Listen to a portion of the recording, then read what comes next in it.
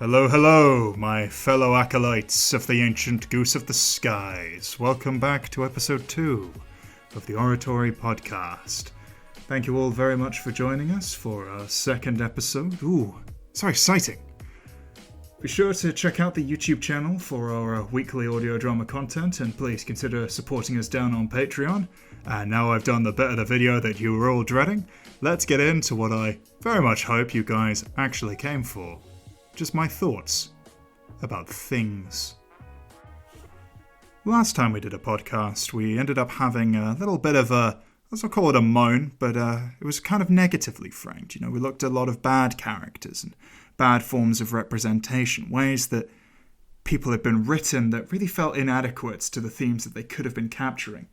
So this week, I kind of wanted to take the opposite track and look at those characters that really excelled, really tapped into the imagination or the power of the artistic medium, and in a non-pretentious way, just felt really well written. Because if you look at any old list of the greatest characters in fiction, you'll generally find similar names going up there. You'll find like Tyrion Lannister, and Batman, Walter White, and the Doctor. And those are definitely some of my favourites, but what is it about people like that makes them so satisfying to watch? And what is it that really makes the writing pop? And I'm not going to say that this is a definitive guide or anything, but there are one or two ideas that I wanted to explore today through the lens of some of my favourites. So I think one of the most powerful elements to any character is really getting a good understanding of their intention. The power of intention and motivation is an incredibly powerful force. Most actors will say that one of the first things that you need to know when constructing a character and getting an understanding of how they work in a scene is getting a real sense of what they want, what their driving goals are, and what their emotional needs are that they want satisfied. When you look at a character like Batman, for example, you can see a lot of their intentions and desires are very much written upon them. They wear a suit that is designed for battle and intimidation. They clearly suffered a great loss at some point, and their objectives are to change a city on a grand scale, perhaps make it a better and more comfortable place for people to live.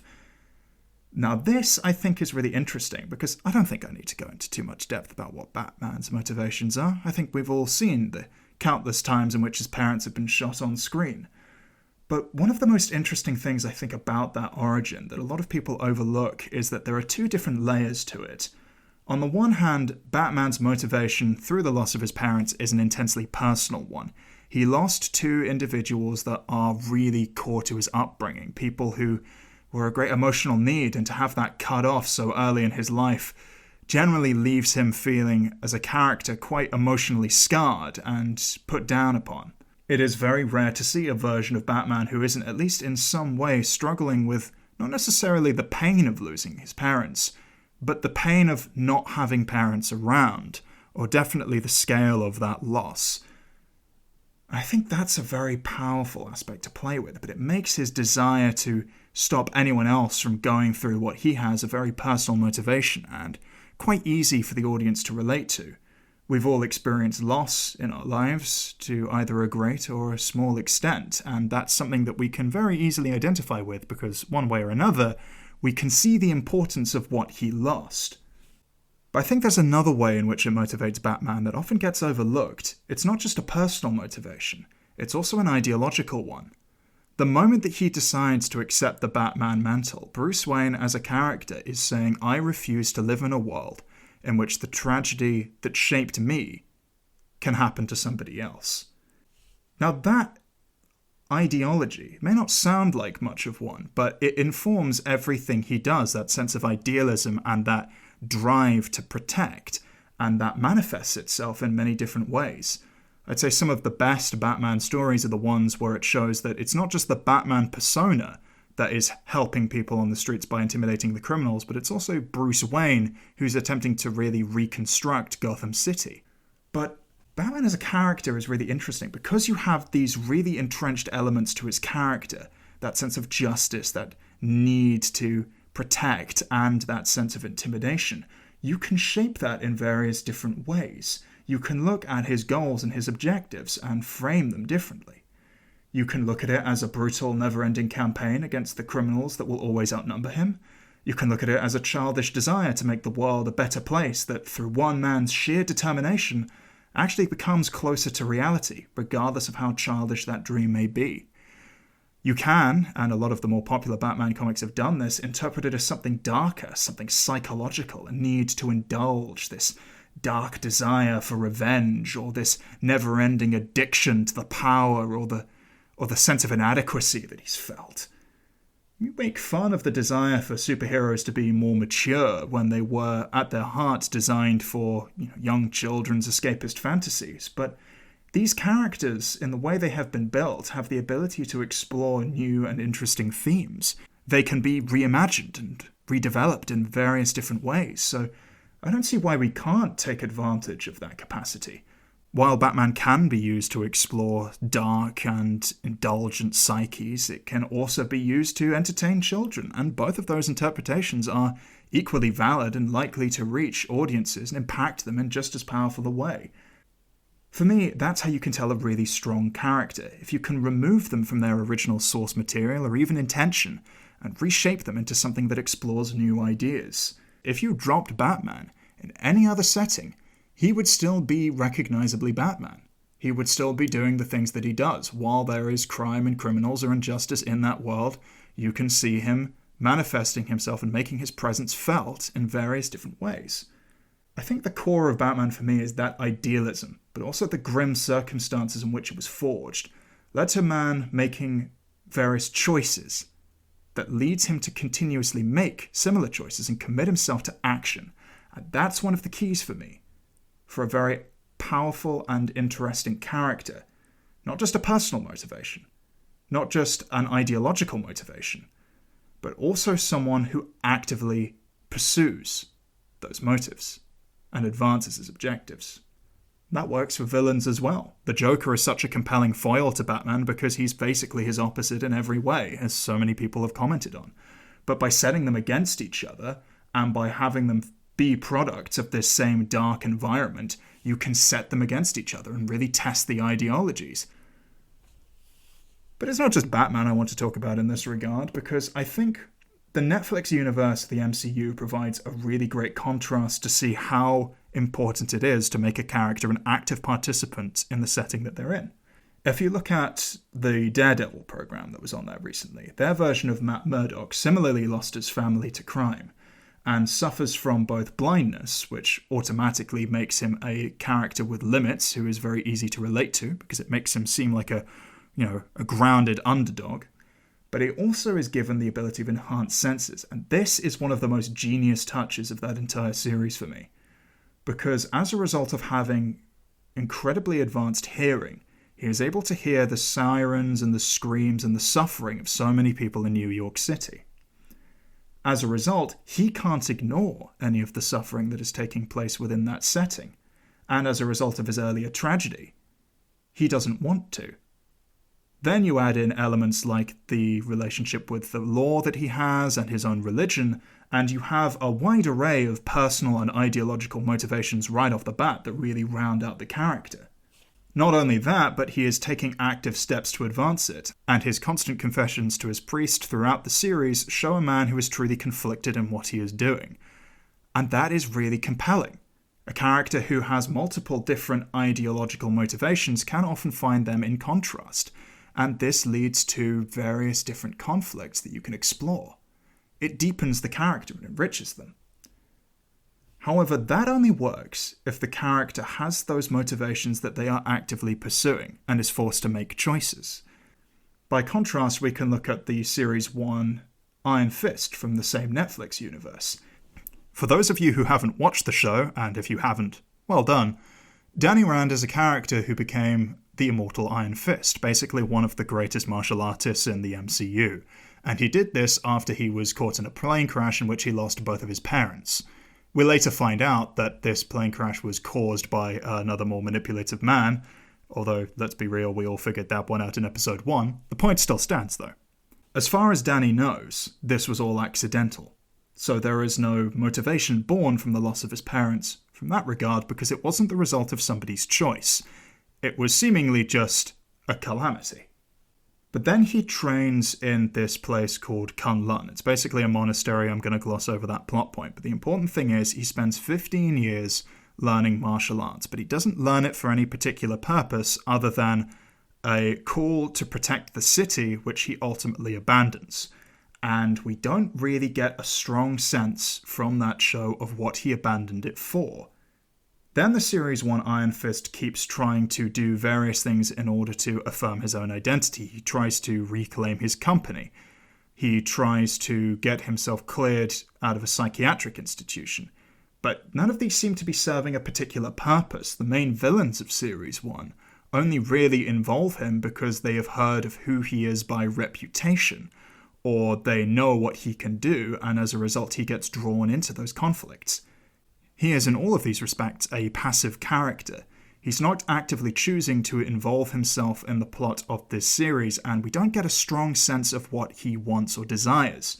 So he doesn't really project himself as an individual all that much, and as a result, he doesn't leave much of an impression on the viewer. Now, that's not to say that passive characters can't work. Regardless of my own feelings on the movie, a lot of people really connected to the character of Arthur Fleck from the new Joker movie, specifically because he was such a passive force that got swept away by a society that was wearing him down. That in itself can be a powerful tool if you are trying to tell the story of someone who is constantly suffering or repressed. But the idea of a superhero is to really overcome those odds or to challenge them in some way. Ultimately, it's a question of understanding which character best suits your narratives and the ideas you are trying to explore. And I don't really get the impression that Danny Rand is exploring anything in Iron Fist Series 1. I do get the impression that Arthur Fleck is, and I definitely get the impression that Matt Murdock or Bruce Wayne are. Ultimately, what it comes down to is just being hyper-aware of what it is that you are trying to explore within your narrative. There's also the power of personality that I think is worth remarking on. Often a way in which a character relates themselves to the setting, the way they communicate with other characters can be just as much a part of their enjoyment as really any part of their motivation or interests when they are just taken by themselves. These characters can often, through their conversation with others, lend unique perspectives on what other characters are going through. And one of my favourite examples of this is the character of Luna Lovegood from Harry Potter. We get a really beautiful insight into the way someone can cope with grief through this character. She has a wonderfully imaginative and playful way of looking at the world. She's constantly fascinated by so much of what she sees. She's very kind, she's very warm, she's very giving, but she's also a character who has been marked by profound losses.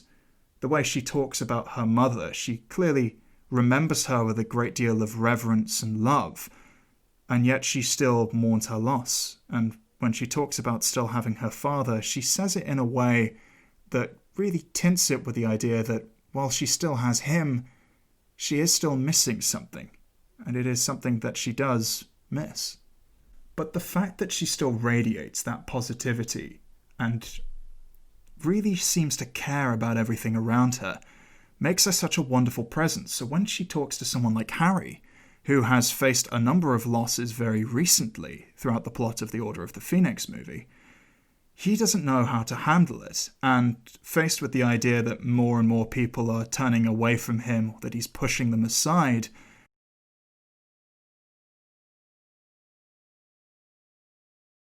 coming into contact with a character like Luna really helps him to open up and understand what's going on around him.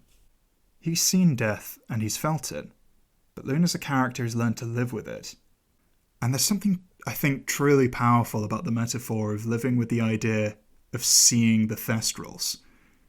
For those of you who don't know, Thestrals are horses that you can only see when you have seen somebody die.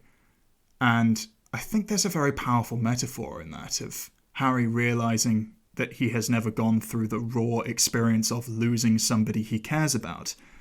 And having someone who has gone through that but still manages to maintain that airiness and positivity is really lovely. Doctor Who is another wonderful twist told from a very unique perspective like this.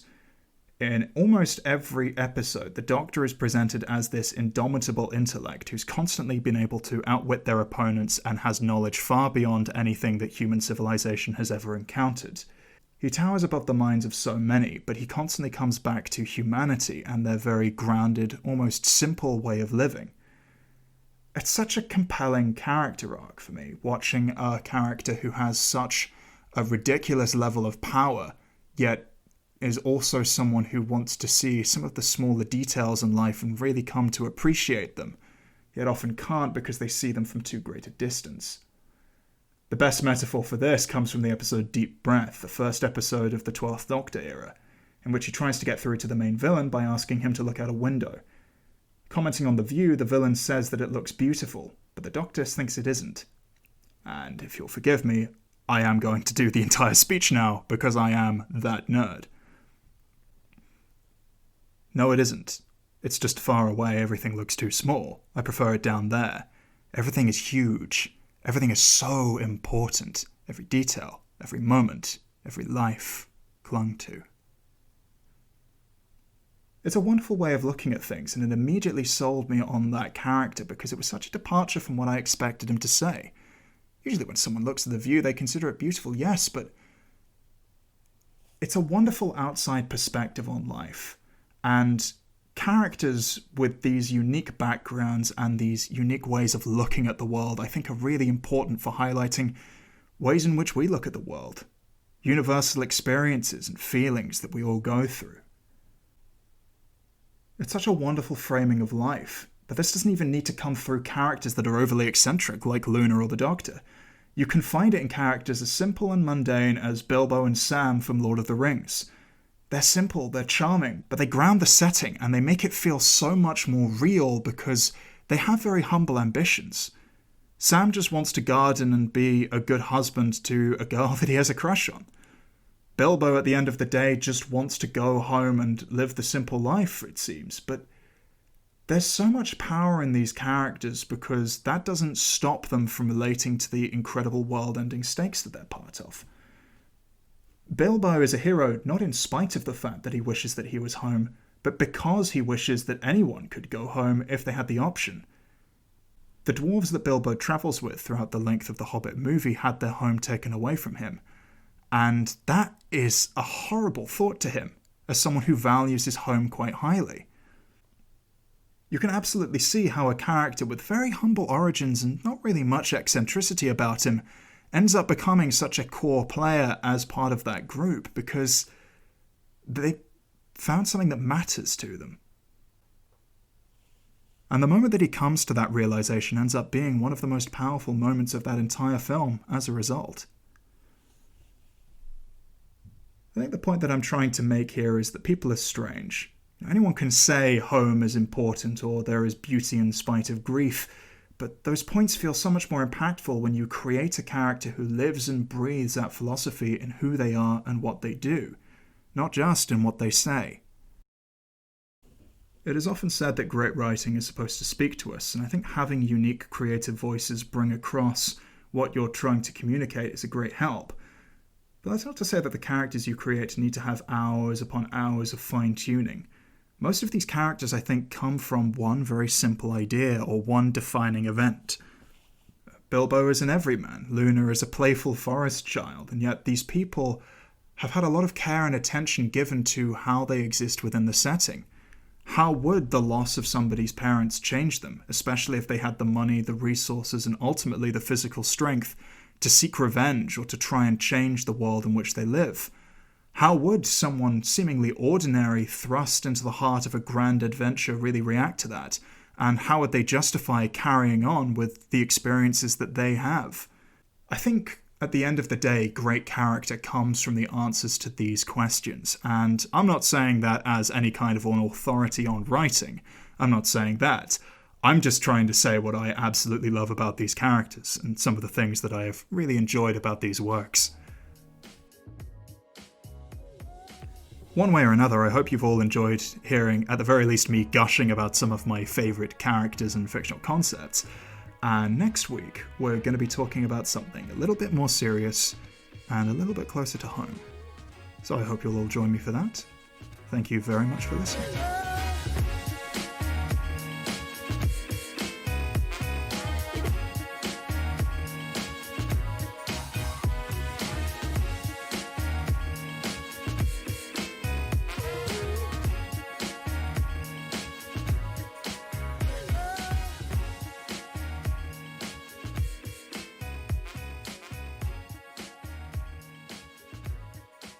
Today's music has been brought to you by Joachim Karot, and its name is Road Trip.